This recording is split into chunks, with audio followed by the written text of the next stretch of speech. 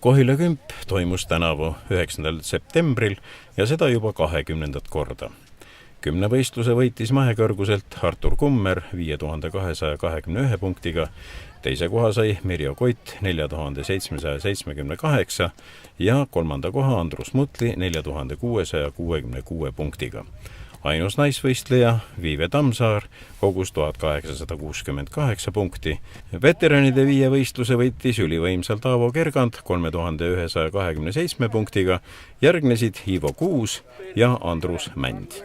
Sõprade seltskond alustas sellega ja kutsus nagu meid kohtunikeks appi ja sealt on nagu välja kasvaski ja nagu populaarsus kogusta eriti nagu 90-ndatel minu meelest oli see Erki Noole esile tõus sinna maailma eliiti, eks ole, pluss veel olümpiavõit ja siis oli nagu populaarne see ala ja kindlasti ka see, et mehed tahavad endast proovile panna, et muidu tavaliselt on kümnevõistlus ju selline kahepäevane, aga ühe päeva jooksul on hoopis teine asi seda teha, nii et ma arvan, et põhiline sai ikkagi selline nii-öelda proovile panek, lõbus seltskond ja tore üritus. Kuidas siia kümbile sattusite ja kui kaua siin osa võtnud olete? Ei ole üldse Kohila mees, jah. Mul on see meeles küll.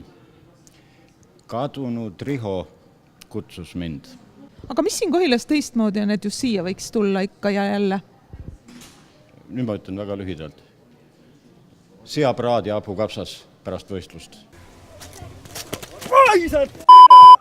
Kas on tegemist ainult sportlastega või on siin ka niisugusi mehi, kes lihtsalt tahavad jõudu katsuda ja vaadata, kellest kõvem on?